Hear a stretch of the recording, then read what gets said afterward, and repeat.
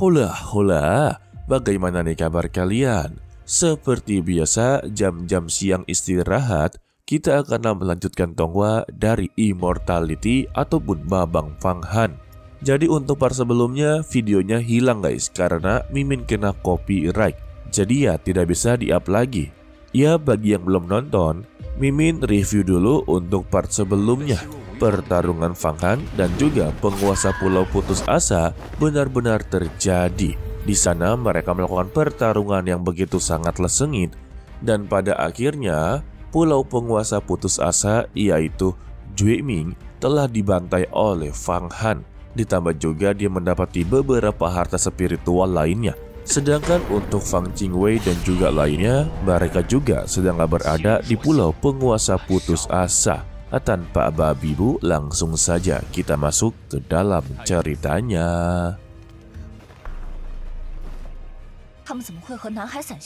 Pertemuan mereka, Fang Qingwei langsunglah memberitahu kalau Long Xuan adalah bagian dari Fanghan. Terlebih juga mereka sudah mengetahui kalau penguasa Pulau Putus Asa telah dihabisi oleh mereka bertiga. Tetapi untuk ketua Xiao merasa kalau mereka ini belumlah mengambil hadiah utama dari Pulau Putus Asa ini. Jadi dia mengajak kepada Long Xuan untuklah bekerja sama dalam mengambil harta yang berada di sini. Tetapi Long Xuan langsunglah menolak dengan meminta kepada mereka berempat untuklah pergi dari sini saja.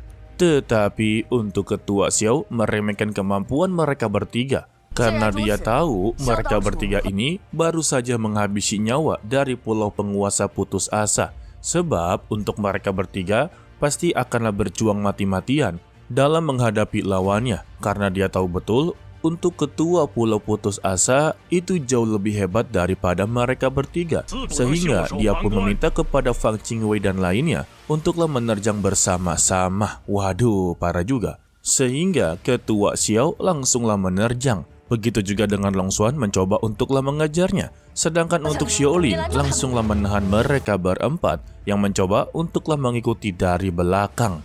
Sedangkan untuk Long Xuan sendiri telah berhasil untuklah mengejarnya. Bahkan dia berhasil untuklah memblokir jalannya.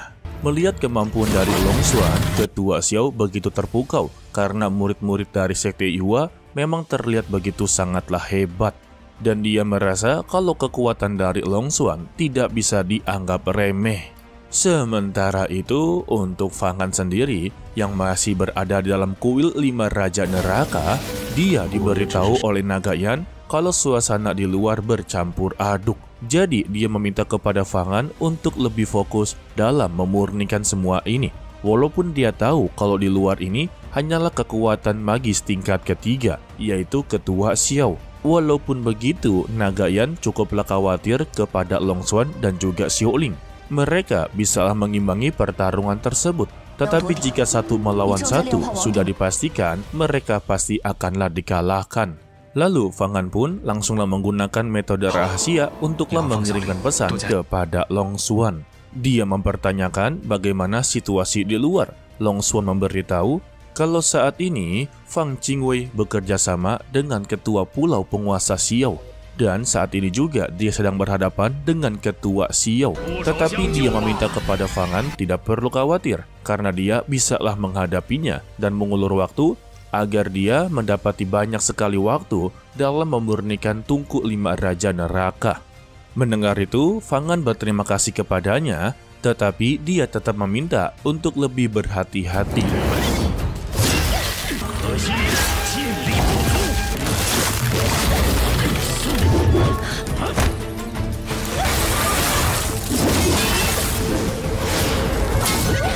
Sesuai perkataan dari Nagayan, kalau satu melawan satu, Long Xuan sudah dipastikan akanlah kewalahan dan tidak akan pernah bisa untuklah menghentikan dirinya.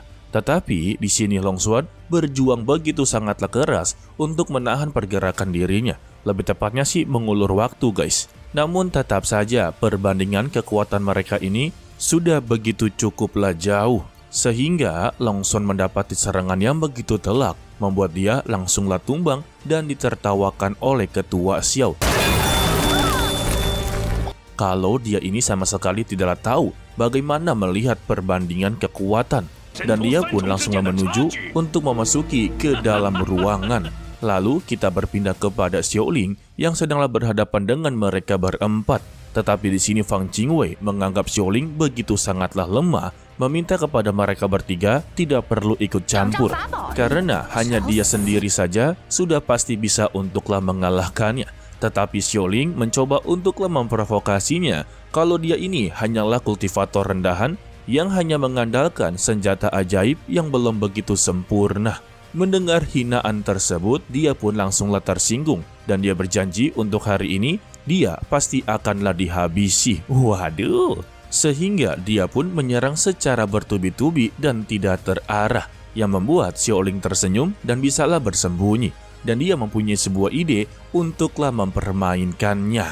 Tidak sampai di situ juga, dia pun terus mencoba memprovokasinya. Jika dia tidak mempunyai labu tersebut, maka dia bukanlah tandingannya.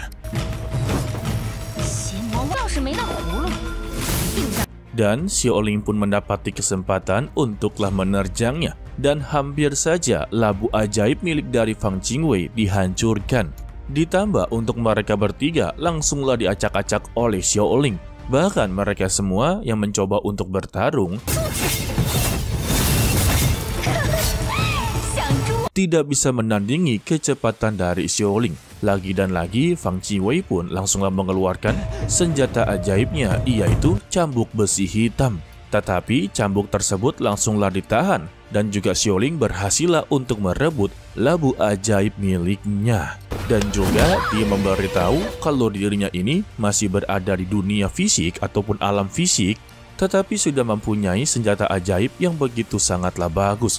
Padahal dia sama sekali tidaklah pantas dan juga tidaklah sebanding untuk menggunakan labu ajaib tersebut. Dan Xiaoxi malah mengancamnya kalau ayahnya tidak akan membiarkan dia pergi. Waduh, mendengar itu Xiaoling tampaklah kesal karena dia bawa-bawa nama orang tua dan dia langsunglah menerjang ke arahnya. Kembali kepada Long Xuan, dia mencoba untuklah bangkit kembali dan menahan pergerakan dari Ketua Xiao. Sehingga Ketua Xiao pun langsunglah menghantamnya bertubi-tubi. Bahkan dia juga mencoba untuklah menghabisi nyawanya. Tetapi Xiaoling telah berhasil untuklah menyandra Xiaoxi dengan meminta lepaskanlah temannya, jika tidak maka anaknya akanlah dihabisi. Alhasil Ketua Xiao pun langsunglah melepaskan Long Xuan dan meminta kepada dia lepaskan juga. Tetapi kita tahu betul kalau Xiaoling adalah orang yang begitu sangatlah licik. Kalau dia tidak akanlah melepaskannya, bahkan juga terus menakut-nakutinya kalau dia bergerak selangkah saja, maka matanya akanlah dicungkil. Selangkah lagi, maka hatinya akanlah dicungkil. Waduh. Tetapi Ketua Xiao sama sekali tidaklah mengetahui posisinya guys, padahal dialah yang terpojok. Dengan mengancam, jika anaknya terluka, maka tidak ada satupun dari mereka yang akanlah pergi hari ini. Itu juga berlaku kepada Fang Jingwei dan lainnya karena tidak becus untuklah melindungi anaknya. Lalu Long Xuan kembali bangkit dan memarahi kepada mereka bertiga. Bisa-bisanya mereka bekerja sama dengan orang luar hanya untuk balas dendam pribadi. Lantas Yuan Chankong mencoba untuklah membela dirinya kalau ini bukanlah bergabung dengan orang luar, karena mereka telah diperintahkan oleh Hua Tiantu, yaitu tugas mereka menangkap penguasa Pulau Putus Asa. Tetapi Long Xuan tidak begitu percaya kepada mereka, tetapi nyatanya emang seperti itu guys. Hanya saja Hua Tiantu ini menyuruh mereka bertiga untuk menangkap Pulau Penguasa Putus Asa, bukanlah bekerja sama dengan Ketua Xiao. Jadi yang dipermasalahkan oleh Long Xuan itu guys bukan misinya. Selagi mereka berdebat satu sama lain, Ketua Xiao mengambil peluang kecil untuk mengendalikan pedangnya dan langsunglah mengarahkan kepada Xiaoling. Sehingga Xiaoling pun langsunglah dijantur dan memberitahu bukankah tadi dia inginlah mencongkel jantung anaknya, maka dia juga akanlah merasakannya. Beruntung saja untuk Fang Han telah selesai dari urusannya dan dia pun langsunglah menyerangnya yang membuat Ketua Xiao langsunglah menghindarinya. Ini nih yang seru. Setelah bertemu dengan sosok dari Fang Han, dia pun langsunglah meremehkannya serta juga akan balas dendam kepada Fang Han karena telah membuli anaknya. dan juga dia meminta untuklah menyerahkan kuali 5 raja neraka, maka semua kesalahannya akanlah dilupakan. Tetapi Fang Han menjawab kalau Hua Tiantu memang sangatlah pandai untuk menyuruh orang-orang lemah dalam menghabisi nyawanya. Dan juga Fang Han memperingati kepada Fang Jingwei jika Qing Shui tahu bahwa dialah yang memegang tugas dari Hua Tiantu, maka Qing Shui sebagai kakaknya pasti akan sangatlah sakit hati. Karena kita tahu betul Qing Shui dan juga Hua Tiantu adalah saingan berat untuklah memimpin menjadi ketua sekte Yihua yang terbaru. Namun Fang Jingwei tidak lagi begitu peduli dengan kakaknya dan memberitahu kepada Fang Han kalau hari ini dia akanlah berakhir. Sehingga pertarungan Fang Han dengan ketua Xiao haruslah terjadi. Dari pertarungan tersebut, ketua Xiao begitu sangatlah senang.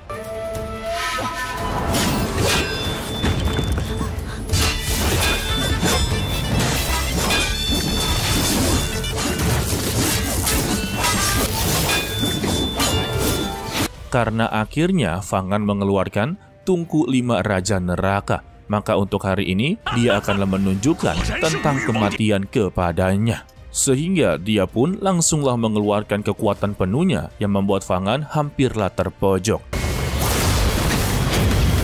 Tetapi dia berhasillah mengatasinya serta memberitahu kepada ketua Xiao kalau dia menginginkan kuali 5 raja neraka ini tergantung kepada dia apakah dirinya memiliki kemampuan atau sama sekali tidak.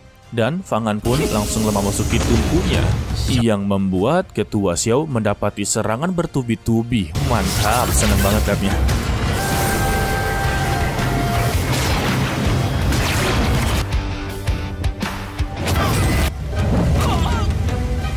Dan pada akhirnya ketua Xiao haruslah tumbang dengan meninggal dunia. Melihat itu, Xiao Xi benar-benar begitu sangatlah marah kepada Fang Han karena dia telah menghabisi nyawa ayahnya. Dan juga untuk Fang Jingwei langsunglah mengecam kalau Fang Han memang adalah iblis. Dan juga Yantian langsunglah memperingatinya kalau ketua Xiao ini adalah ketua aliansi dari 5 penguasa wilayah selatan. Maka sama saja dirinya telah menyatakan peperangan kepada mereka. Dan Fang Han sama sekali tidaklah peduli. Padahal dari awal juga, kalau ketua Xiao mencoba untuklah menghabisi nyawanya, dia hanya berkata dirinya mencoba untuklah membela diri. Jika tidak, maka dialah yang akan mati. Dan dia tahu kalau mereka semua inginlah sekali melihat dirinya meninggal dunia. Dan Fang Han memberitahu kalau mereka berempat sungguhlah beruntung berasal dari sekte Yihua, maka dia akanlah mengampuninya. Jika saja mereka berempat bukan berasal dari sekte Yihua, mungkin saja mereka tidak akan mempunyai kesempatan untuk berbicara kepadanya. Tidak sampai di situ juga, mereka berempat pun langsunglah disegel oleh Fang Han. Waduh, terjebak di sana dong. Tetap saja Fang Jingwei mencoba untuklah mengancamnya kalau dia akanlah memberitahu kepada Fang Han atas kejadian semua ini. Tetapi Long Xuan begitu sangatlah pintar karena dia telah menggunakan tanda air untuklah merekam semua yang terjadi barusan. Jadi sebetulnya Fang Han sama sekali tidaklah bersalah. Karena pada dasarnya mereka berempat ini telah bekerja sama dengan orang luar untuklah merebut harta karun dan juga bermaksud untuklah menghabisi nyawa murid sejati. Maka dengan tanda air ini sebagai bukti yang akan diberikan kepada tetua Tianxing, dia sudah pasti akan memberikan sebuah penjelasan serta hukuman kepada mereka berempat. Setelah mereka pergi dari sana, untuk sekte penyembuhan ataupun sekte Tai, mereka sudah mengawasi gerak-gerik dari Fang Han. Dan juga pasukan ini dipimpin oleh Yao Tian. Dia sendiri saja tidak begitu menyangka kalau penguasa takdir ataupun ketua Xiao telah dihabisi juga olehnya. Jadi sebisa mungkin mereka bertiga haruslah menghabisi nyawa dari Fang Han karena sosoknya ini benar-benar begitu sangatlah mengancam. Dan kita bersambung untuk dilanjutkan part berikutnya hari Jumat depan seperti jam-jam ini ya guys. Ya antara setelah sholat Jumat ataupun sebelum sholat Jumat, intinya jam-jam istirahat. Oke lah, sepertinya cukup sampai di sini saja dulu untuk video kali ini. Mimin ucapkan terima kasih kepada kalian yang telah menonton sampai akhir. Pesan dari Mimin, tetaplah menjadi orang yang baik walaupun itu sangatlah sulit. To be continue, sampai jumpa di video berikutnya. Bye-bye.